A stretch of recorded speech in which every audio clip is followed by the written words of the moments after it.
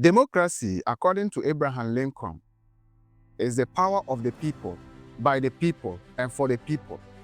But how far has Ghana traveled on this democratic journey?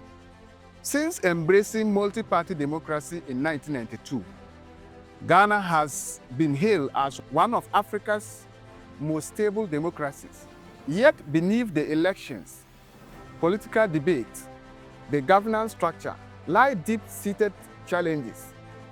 In this documentary, we listen to the voices that shape Ghana's democracy: ordinary citizens, journalists, politicians, legal experts, analysts, as they reflect on the nation's democratic evolution.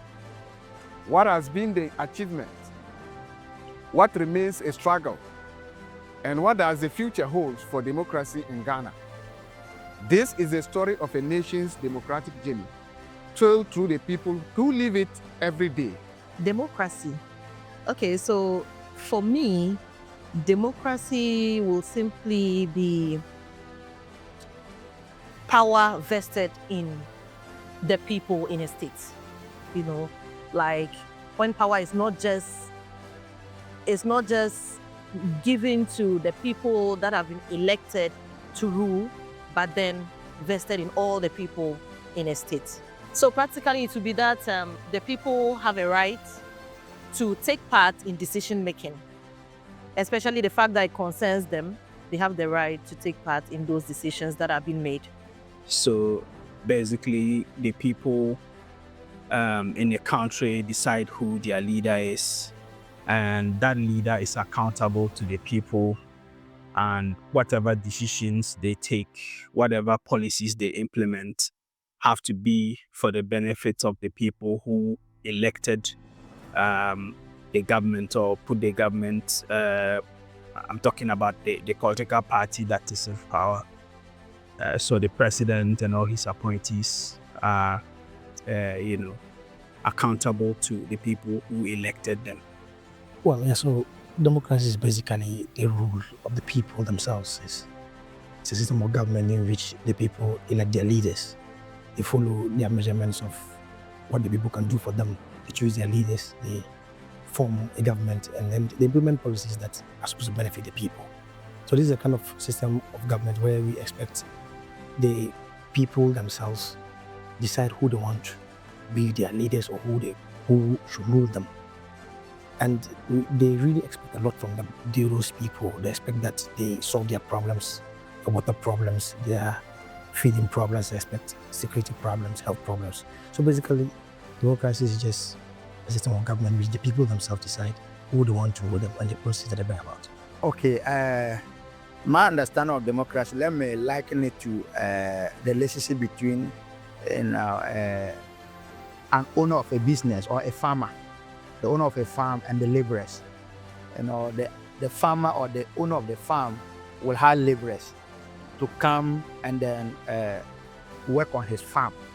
So their duty is to ensure that they cultivate the farm at least in a way and manner that would further the interest of the farmer. And in return for their labor, they are paid. So that is my understanding of democracy, that it might be a system of government where those who rule do so based on the interest and aspiration of the people. In my perception, democracy varies, and I always hold a view that democracy should be practiced based on continental perspectives. If you look at democracy as it is practiced in the West, it's different in the African continent.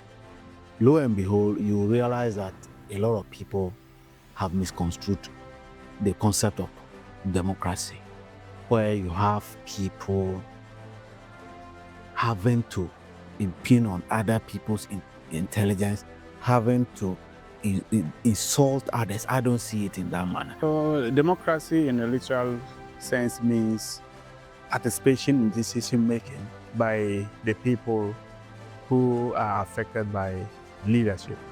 In this case, we're talking about how do we select leadership in all aspects of life. be it in the democratic space or even in the corporate world. So the processes of you getting everybody to be represented in decision making is what we call democracy. That's the literal definition. I don't want to go to the political science definition. Democracy, all it tries to say is people who are affected by a decision take part in making that decision, particularly about leadership or in governance. Well, I think if you talk about democracy, immediately, especially in our generation, you would understand it better in contradistinction with military. But traditionally, when you talk about democracy, you are looking at a situation where there's a plurality of people, and of people are coming from various parties. They form various parties based upon their belief, and therefore strive to get to get to the upper echelons of power, to be able to practice what they believe, is democratic. Democracy thrives when the people understand it. But do Ghanaians truly grasp what democracy means beyond elections and political parties? Is it just about voting, or does it extend to accountability, civic responsibility, and the rule of law? In this segment, we explore the depth of public understanding of democracy. Do citizens see themselves as active participants or mere spectators? Yes, I think they understand it. Otherwise, they would not be putting themselves up to be elected into leadership positions. So the fact that all the leaders, when they are looking for leadership position, subject themselves to an election, means that they understand what democracy is. The question is whether they actually practice all the tenets of democracy when they eventually get the nod and they are in leadership positions. To me, I do not really think so, even coming from the NDC.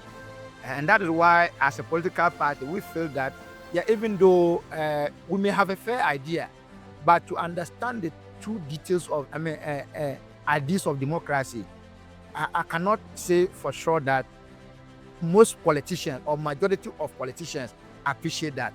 That is why, as a political party, we have decided that we ought to really, capacitate our people, want to appreciate what democracy is all about, and also the ideas or the ideology of the NDC as a party, as a social democracy. That when the NDC is in power, what do we stand for? What should be our working relationship between us, the elected, and then the people who have vested us with the power? And that is how can we have put together the NDC social school, so that at least to be able to inculcate in our following the ideals of democracy and that of the ideals of social democracy. So to me, honestly, if we had all appreciated what a democracy should be, that democracy should work towards the interests of the people. Look, a lot of things that we do as politicians, would not have been the case. You see, that is why I always say that in Africa, because of parochial interests, the elite and the political class, majority of them understands the principles of democracy. But because of parochial interests, what we do is that mostly we look into society, people who don't understand the basic tenets of democracy, people who are vulnerable, that we can target to perpetuate our agenda. So in effect, you don't see the political class or the elite there, but what the youth are outside there doing, they are doing it on his behalf. Just take a case in point, the recent elections. We realize that after the swearing in of His Excellency John Dramani Mahama, the NDC supporters went on rampage. They started destroying public properties. They started seizing properties, even personal properties. moving to government agencies and then parastatals, seizing, locking places. It is not their own interest. They are doing it because someone has said that, do this so that when the opportunity is granted me, when I come, I'll settle it. So in the political class, I would say that a number of politicians, believing the levels of education and levels at which they are exposed to politics, should understand that the freedom of speech or the many tenets of democracy are things that will make a thriving system or a thriving democracy in the country. You can see that in most cases, you find that these political activists usually, or politicians usually, want to preach the tenets of democracy, the rule of law, freedom of speech, the ability to open up your mind and speak. Of course, but I think that these are issues that don't sink down to their supporters or their political activists on the ground.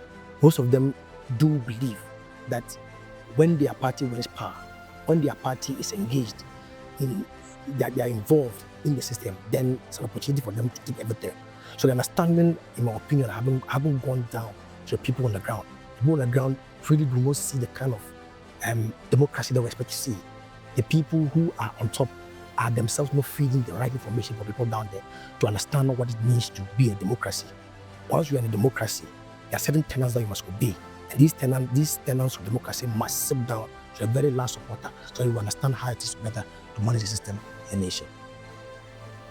Democracy is often celebrated as the best form of governance, but it is not without its challenges.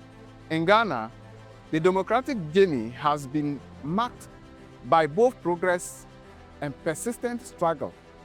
Issues of political corruptions, electoral tensions, press freedom, and citizen participation. In this segment, our discussions take a critical look at the realities of Ghana's democracy. What obstacles stand in the way of true democratic governance? How do power, policy, and the will of the people intersect?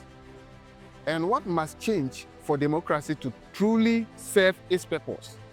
Let's hear their thoughts. Yeah, so from independence, there are different models of democracy that have been pursued.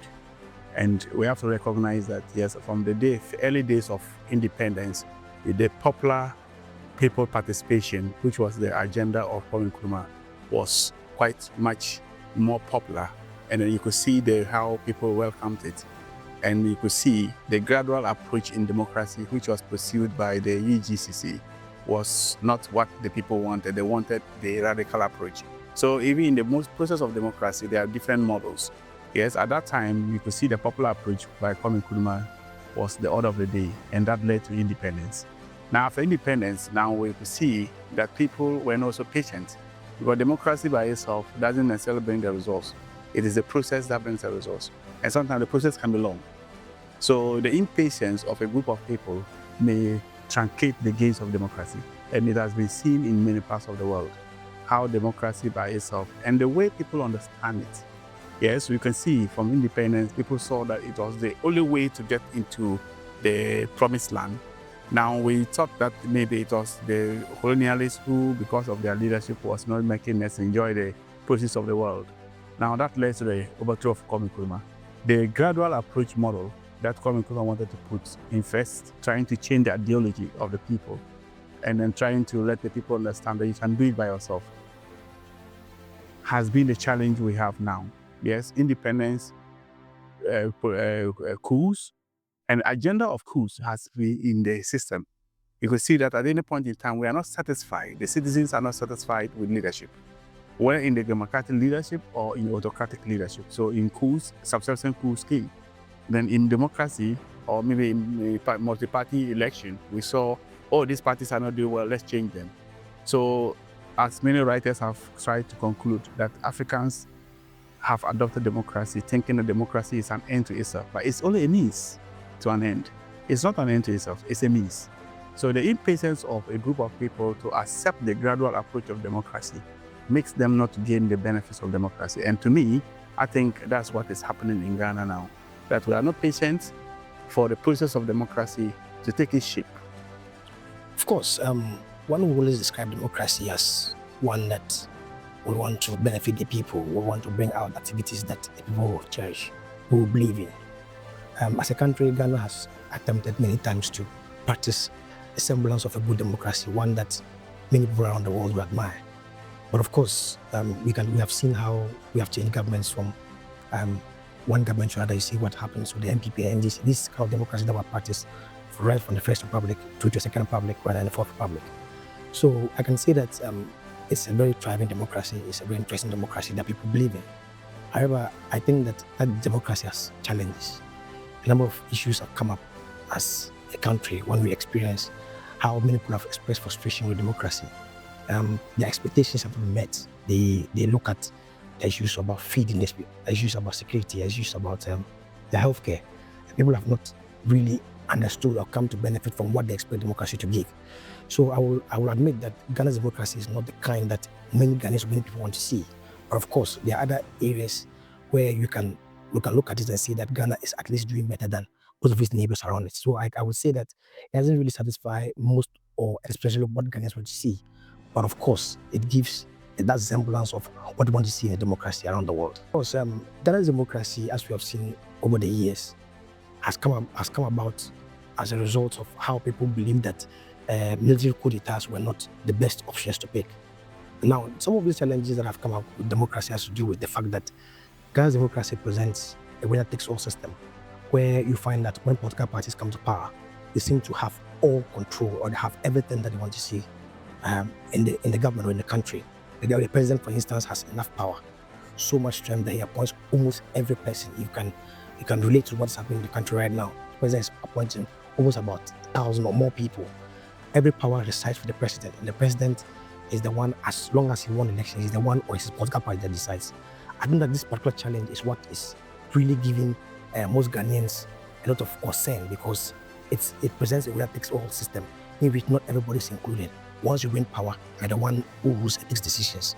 Of course, you can also see that our democracy also, many people have misunderstood it. Many people believe that once you have won power, then everything that must happen in the country must happen your way. I haven't experienced any military rule, but I have been educated sufficiently enough to appreciate some of the things that happened during the military regimes. Yeah, even though like a military regime such as that of the Achampong era, where in most political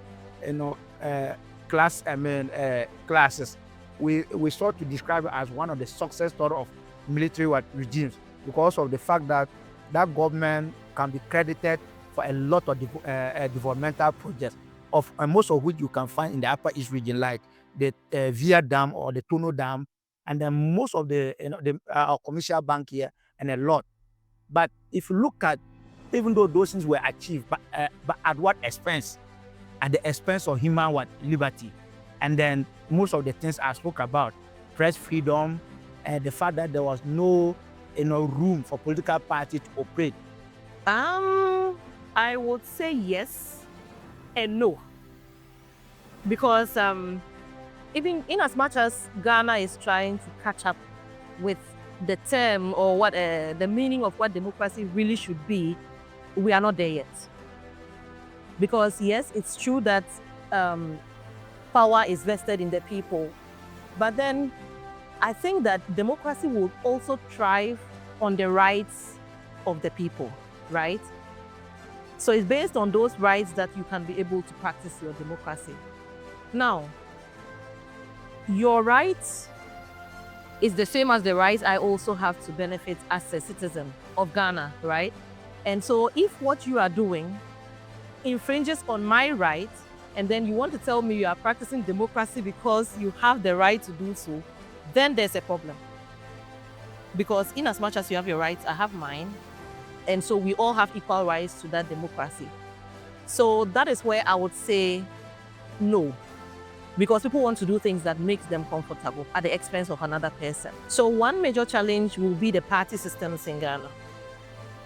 The fact that people are stuck or rooted to a particular political party and feel like nothing can change it. So for example, NDC is in government right now. So I feel like because I'm a member of the NDC, I can do whatever I want because I have the backing of my political party, right? When that happens, it infringes on democracy because whether you are MPP, NDC, or whatever political party you belong to, you have the right to that democracy, right? You see, when you look at it only in terms of the fictional values, justice, what do you call it?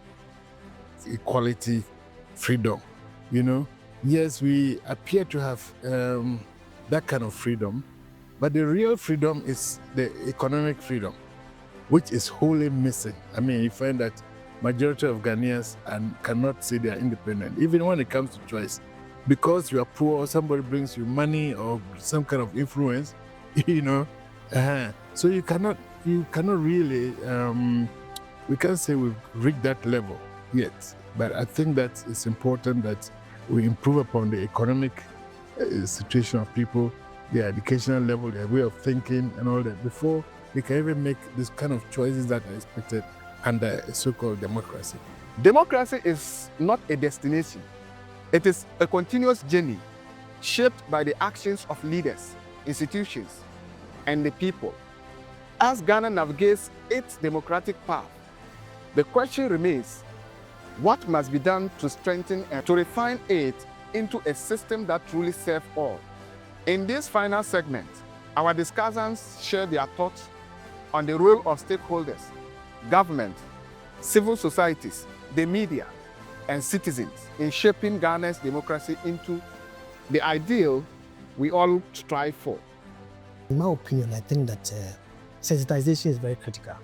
It is good that at every other opportunity that we find ourselves, these politicians and very well-to-do people in society should be able to engage party supporters in the manner in which they should go about understanding how politics should be or how democracy should be. We should learn to understand that people who don't win power also have a say in the country. So we have to sensitize them to understand. I also think that every CSOs must also engage in all their programs. They have to preach these ideas to bring people down to understand what it means to be in democracy. Now, in my opinion, I also think that the media has a giant role to play. The media must be fearless. The media must be bold to engage and open up discussions around democracy. When the media men get opportunity, they should be able to educate Ghanaians, educate political activists about the need to build certain tenets of democracy in the country.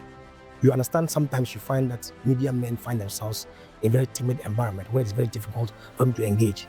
It's good that we allow people who have the opportunity to come and sit on air and discuss the issues of democracy. You should make the idea out there without any fear. It should come to the political activists and party supporters on the ground. But the manner in which you win an election does not mean that it's the manner in which you should rule. After winning an election, the opportunity should be open for everybody to be involved. Everybody should build the nation and join the activities in allowing them to take part in how governance is run. And I think that when we pick out some of these issues, able to bring it down to the least people on the ground to understand what is going on. What happens with the base is that the manner in which our country has found itself, where a number of people are really struggling with issues about food, about water, about issues about healthcare. Their mindsets are built around a certain narrative that when there are political parties in power, there's opportunity for them to benefit.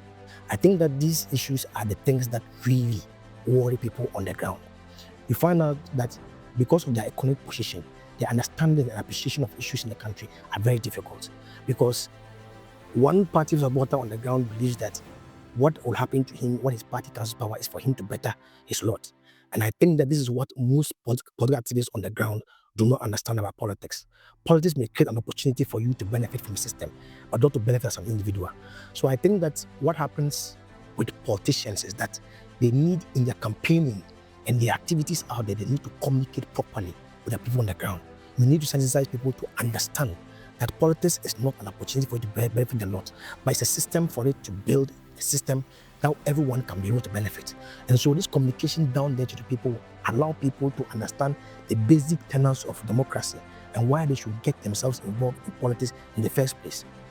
Economic empowerment is a very critical issue among Ghanaians because most Ghanaians are suffering with basic needs. And this is what leads them to think that when a party is in power and they're not benefiting, then there's an opportunity for them to put them out and benefit for the next that will come. I think that it is important for politicians themselves to build a democracy among us, create a system where people can get involved, create a system where people can understand what we're dealing with. And I think that with this, we'll be able to reduce the tensions that we find in our environment. One, we need to get a lot of sensitization for the citizens to even understand the role of the state. One, what are we voting for? What are we doing elections for? For an individual or a group of people called the political parties to come and manage the affairs of the state. If we get it right from that point and the citizens get to know that the Ghana that we are talking about, that we are looking for the leaders, belong to us, irrespective of your class in society, whether you are poor, rich, educated or not, just simple understanding that the country Ghana belongs to me and others, and therefore whoever who comes to be elected to become the leader only comes to play a function of management. For that matter, you will not sell your vote. I get the point. At that point, when the person comes to explain to you that I want your vote, you ask him, what can you do to change the narrative of poor economic gains, or maybe poor GDP, or local economic development is not growing? You see, the questions will be targeted at how can you raise funds for the country? Our father is poor, and we are saying that you come and manage our father, that's Ghana. So the citizens will push questions that will let the elite and then the political power seeker wanting to answer in a way. But if we the citizens do not understand the role, our individual roles as protection of the state, and think that somebody who has been elected is being given opportunity to go and steal the state. So you have stolen, bring my portion before I let you go back. Then it becomes an agenda of pull a pull. Then the state becomes poor. Then it becomes very easy for the one who doesn't have anything to offer to manage the state to go and do illicit things. Like now we are seeing and being supported by research, by CDD and the like, that the major financiers for political parties in Ghana are illicit businesses. I'm not saying it. CDD said it. And that is the danger of our democracy. Therefore, people can get themselves involved in galamsey, which is inimical to the environment and all of us, get the money, and so far as the individual who vote for him only believe in how much they get into their pocket, they don't care about their father, that's the state. Therefore, I will go and get the money and come.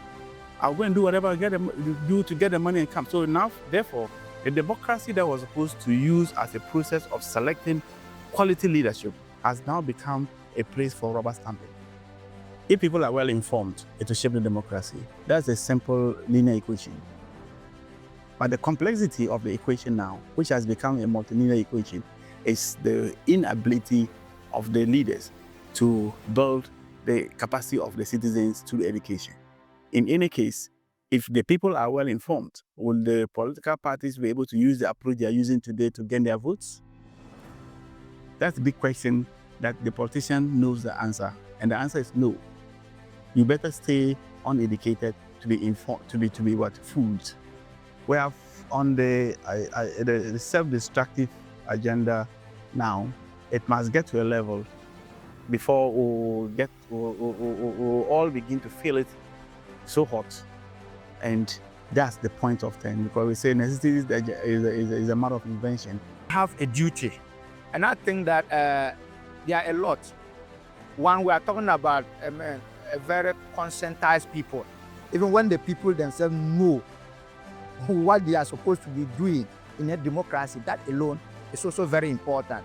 So you cannot succeed when your people themselves do not even know even the working relationship between them and the elected. Besides the look, it gladdens my heart, but everything, it boils down to leadership. Leadership is cause and effect. So if we are talking about leadership, that will be very responsive to the people. And then I think that we can work out the modality to get somewhere. And that is how come that at least questions of this nature, we cannot address them sufficiently without applauding the leadership of John Mahama and the even previous NDC government. Because if you look, our constitution in itself too has really not helped much. To the extent that if you look at the fact that like we understand philosophically that in a democracy the power comes from the people, but to what extent, I mean, do the people control that power? Let's learn. Let's read. Because we are sitting there, like we just sit there and they say, okay, democracy. So we all feel like it's democracy and then we are all trying to fit in. But then what is the true meaning of democracy? So we have to sit back and then look at it. Are we practicing it right?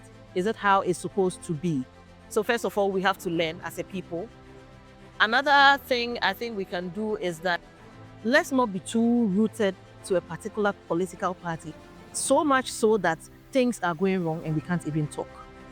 Things are going wrong and it's like, we all die here, because I belong to this political party. Everything they are doing is right. So many examples can be cited, but I don't think that's what we want to do here. But let's try to be more objective, right, in our decisions and whatever we do, not really looking at the political parties we belong to. So we should also learn to tolerate others, right? Because, like I mentioned, social media, people will offend, people will do things that are not right, but then I think we should learn to be tolerant to each other. And I think our leaders should do their part when it comes to democracy. So Ghana is like, we are neither here nor there, right? We want to practice democracy, and at the same time, the leaders want to do what they want. But then here, we already said that power is vested in the hands of the people. So give the people an opportunity to express themselves. Give the people an opportunity, in a respectful manner anyway, give the people an opportunity to take part in their own decision making, right? So if these things are done, I think it will help. I've seen somewhere where it was said or written that freedom of speech is not a license to be stupid. And so as much as you have your freedom to express yourself, that also doesn't mean that you should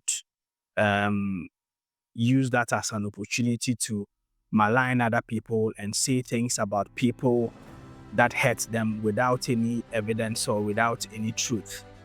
So I would say that as media practitioners, we have to always ensure fairness. We have to ensure balance. We have to ensure accuracy in the work that we do.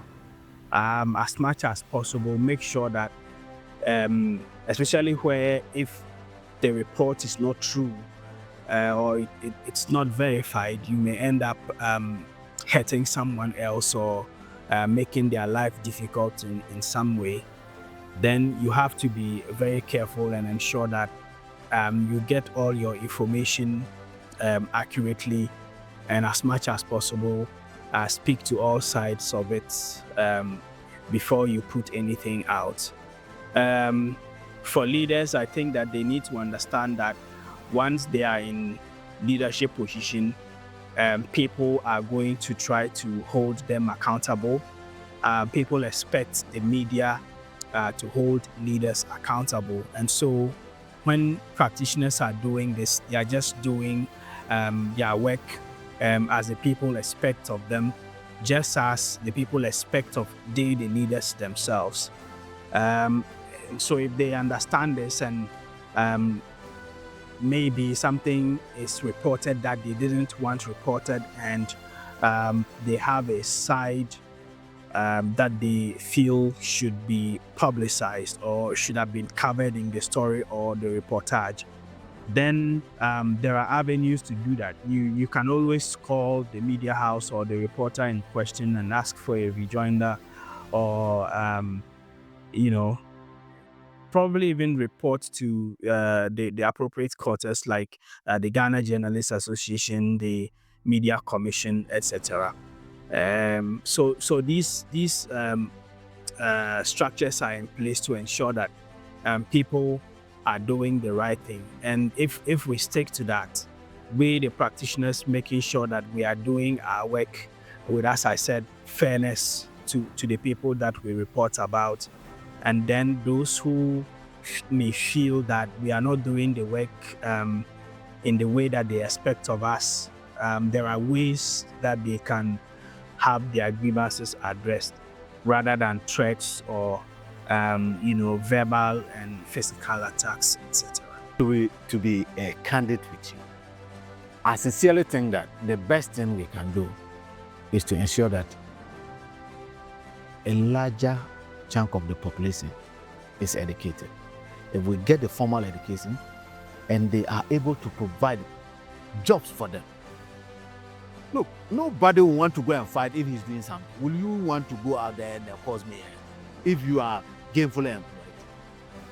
So the best thing for us to do to promote or improve upon this democracy is to provide jobs for the youth. And how do you provide the jobs? You should let them go through formal education. Let them acquire the skills. Government sector alone cannot employ everyone. And I can tell you that by the next 10, 15, 20 years time, the formal education we are going to become redundant. People will not need us. Because today, I can sit in my class and go through tuition with a lecturer in US. So government may not need to even employ many lecturers. But government may need an artisan. You may need an artisan to build your house. You need an electrician. So if we are able to provide this kind of skills to the youth and they are gainfully employed, nobody will go through this kind of things. And they will even understand the principles of democracy so that when you are expressing your opinion, they will come attacking you. We have to educate, especially young men or young people who are coming up. Give them freedom, give them education, open their minds. Secondly, let us commit resources, for the betterment of the people, of all of us, not for a few. Because see, if you don't use the resources, to improve upon the lot of all of us, and you want you yourself, as is happening, actually in Ghana, that's what is happening. People are rushing to parliament, not even because they want to help others, but because they want to make money for themselves. And you cannot blame them because the situation is serious. I mean, everybody wants to be better than where it is now. And instead of doing it legitimately, they want to do it, by all means.